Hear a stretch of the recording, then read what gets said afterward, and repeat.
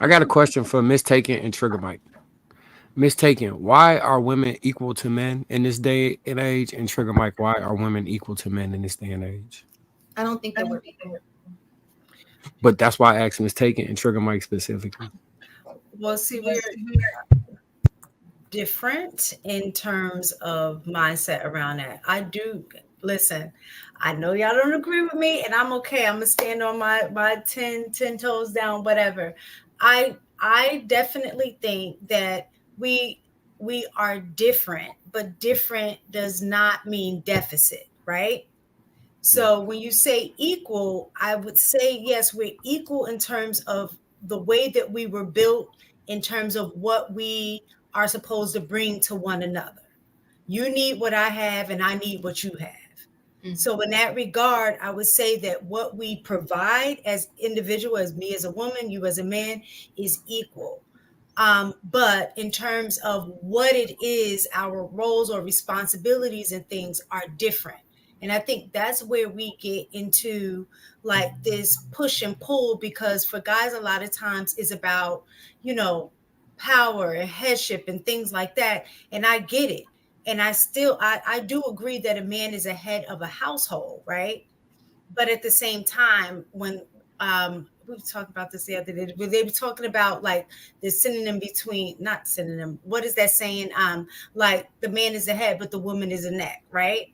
And it's like the head can't function without the neck either. So it's like, if I just have my head, but I can't do anything else, how important is the head without the rest of the stuff that you need? So that's why I say that it's not that one is better than the other. It's just that the things are different, and you need both of them. That's just my take on it. I don't care if anybody don't agree with me. I'm good on that. I agree with everything that you say, mistaken. I just, when it comes to relationships, the only thing I think give leverage is that men have. Go ahead. What you gonna say? No, my bad. I meant to send that as me. I sent it as Lapeef Network. My bad. What was the question again, Marcus? I just want to make sure I'm answering it correctly. It was only for Miss Taken and Trigger Mike. Okay, go ahead. Sorry. It was why, because Trigger Mike made I know Miss Taken has been vocal about that women and men are equal, and there's no real difference. And that, am I echoing? I never said there's no difference. I've always said that there's a difference, but I said the No, difference don't mean deficit. I didn't get to the point. I wasn't saying that there's no real difference in men and women, but there's no real difference in the. So I was going to gender and sexual marketplace. Because you know your thoughts about how you feel like polygyny and polyamory. So that's where that came from. But Trigger Mike, you said women are equal now. So I was wondering why you said that. Like, what do you think that women are equal in?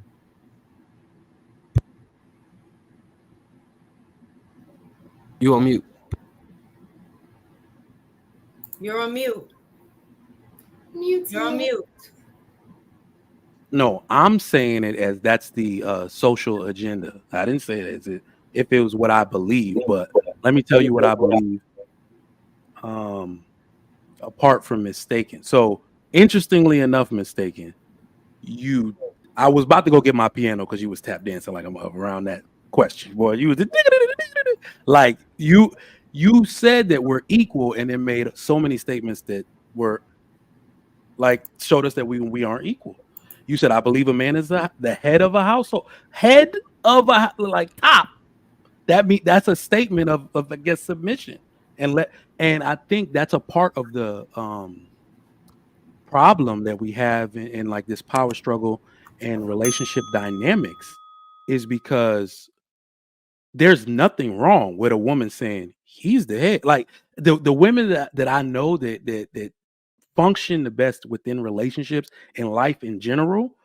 And I'm gonna give you a quick qualifier for this. Men understand this already. When we get together, we establish a hierarchy immediately. We know who the top dude is. Like, you see what I'm saying? We know who the top dude is. He knows this. He can galvanize everybody. This dude is the smartest of all of us, and he got to work right away, and he stays awake the longest, so he should probably be in charge. If they ever took a vote, we probably all vote for him. We understand the hierarchy naturally, so it's our women that can't fall in line with that, but are asking us to be the head. This is why I'll say we're not equal, because anytime I've ever tried to, in any relationship, romantic, social, friendship, anything, women have put expectations on me to make me superior to them. If I remember being in a place where most of the people, I think I was in nursing school or something, an argument was going on, and the women just said, "You're a black man and you didn't stand up for us and you didn't protect the." I was sitting there doing my goddamn work. Every time I sit there and try to play that equality game, women want to make me superior and the head of the situation. We are not equal. So and I think they do that naturally. You know what I mean? So I can't say we're equal at all. Have y'all noticed like an uptick in men saying the same thing about why didn't you protect me to other men? To me, that's like the weirdest thing ever. To look at another man and ask him why he's not protecting me. But have y'all noticed like men saying that? Ain't they in a soft man era? I wouldn't even say it's a soft man era. So, like on the internet, right? Say one of y'all just start acting ratchet, and you get into it with Trigger Mike. You and Trigger Mike going back and forth. Then Trigger Mike look at me and say, "Marcus, you let her do this." I'm like, "I want a panel like you. What are you talking about? Like, how do I let her do anything? StreamYard let her do it. Her mic let her do it. The general electricity let her do it. I just sat here in the chat, but it's just like I never knew. Like now, in this, now I do know this example. Say we go to the club, right, and we get into a fight, a big ass fight, and you don't help. Okay, you let them jump me. You know what I'm saying? But if you're in a one-on-one fight with somebody, if I jump in, it's almost like saying you can't do something as a man. Like I would like, so if I'm fighting somebody and my woman right there and she jump in, I would feel disrespect. Like even if I'm getting beat up, stay out of it. Like hey, just go get safe. Don't jump in and help me. To me, it's kind of I don't know. But I've noticed that recently that men really take offense to when other men don't jump in today. And y'all telling me y'all haven't seen that? Okay, I think, are you talking about on panels or are we talking about in real life? Because where do you develop that at? Like, do you just come on the panel and say, you know what? Now I want men that like I just come on, bro. Thought never occurred to me in real life or on the panel. Emotionally, who were they raised by? Where did they pick that up from? I don't know. That's what I'm asking. Because to me, it's just weird. Slap the shit out of me if I needed help.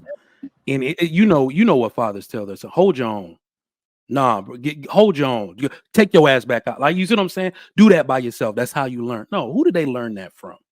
Victim blaming and all that. Come on, that is a byproduct of too many men being raised by their moms and telling them, you know, asking for help is another way of projecting blame onto others. Share this blame with me. You see what I'm saying? Like, my dad never did no shit. Like, I ain't never seen that. To Marcus's defense, some of these guys are raised in two-parent households. It is not just the men who are raised in single-parent households who are moving like this.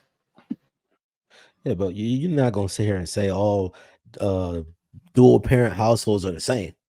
You know darn well there's mad people that got jacked up relationships that they've been married for 20, 30 years, producing worse kids than the people who are single parents. So just because you got the two parents doesn't mean that you're in an environment that's conducive to you actually being a productive human being. It just means you have a better chance of a better outcome. I understand that. I definitely understand that.